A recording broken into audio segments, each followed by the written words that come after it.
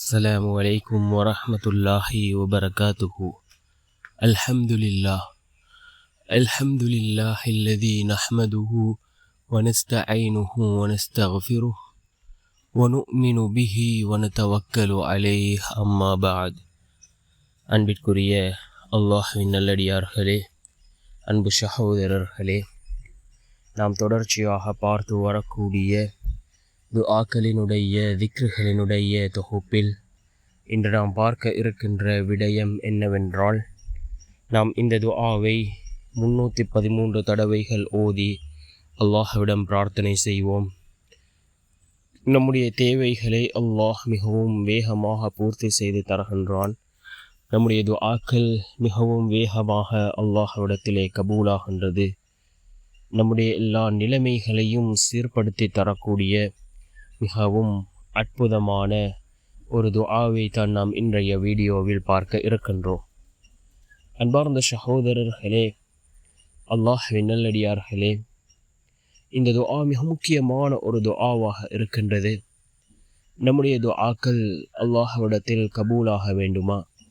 யகீனோடு இஹ்லாஸோடு நாம் கேட்கக்கூடிய துஆக்கள் அல்லாஹ்விடத்திலே கபூலாகின்றது.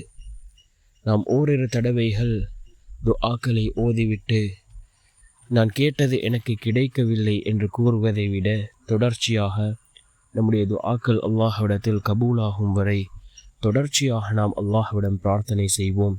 நிச்சயம் அல்லாஹ் நம்முடைய பிரார்த்தனைகளுக்கு பதில் வழங்குவான். அன்பார்ந்த சகோதரர்களே, அல்லாஹ்வின் நல்லடியார்களே, துஆக்கள் ஏற்றுக்கொள்ளப்படக்கூடிய சில நேரங்கள் இருக்கின்றது. தஹஜ்ஜுதினுடைய நேரம். இந்த நேரத்தில் நாம் கேட்கக்கூடிய துஆக்கள் அல்லாஹ்விடத்தில் கபூலாகின்றது. அதே போன்று ஒவ்வொரு ஃபர்லான தொழுகைகளுக்கு பின்பும் நாம் கேட்கக்கூடிய துஆக்கள் அல்லாஹ்விடத்தில் கபூலாகும் என்று கூறினார்கள் அருமை நாயகம் ஸல்லல்லாஹு அலைஹி வஸல்லம் அவர்கள். அதே போன்று நாம் தொழக்கூடிய சந்தர்ப்பத்தில் ருக்கூவிலே சுஜூதிலே கேட்கக்கூடிய துஆக்கள் அல்லாஹ்விடத்தில் கபூலாகின்றது.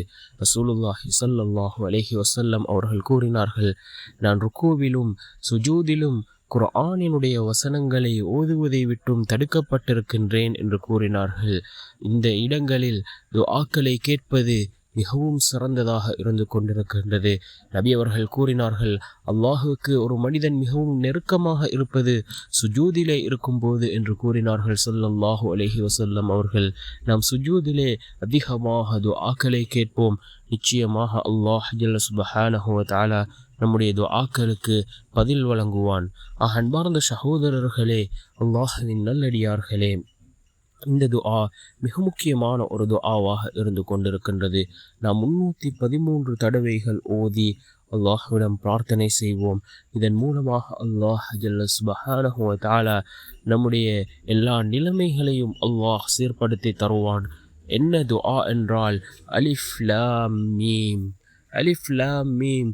அல்லாஹு லா இலாஹ இல்லா ஹுவல் ஹய்யுல் கய்யூம். அலிஃப் லாம் மீம். அல்லாஹு லா இலாஹ இல்லா ஹுவல் ஹய்யுல் கய்யூம் என்று வரக்கூடிய இந்த துஆவை நாம் 313 தடவைகள் ஓதி அல்லாஹ்விடம் பிரார்த்தனை செய்வோம்.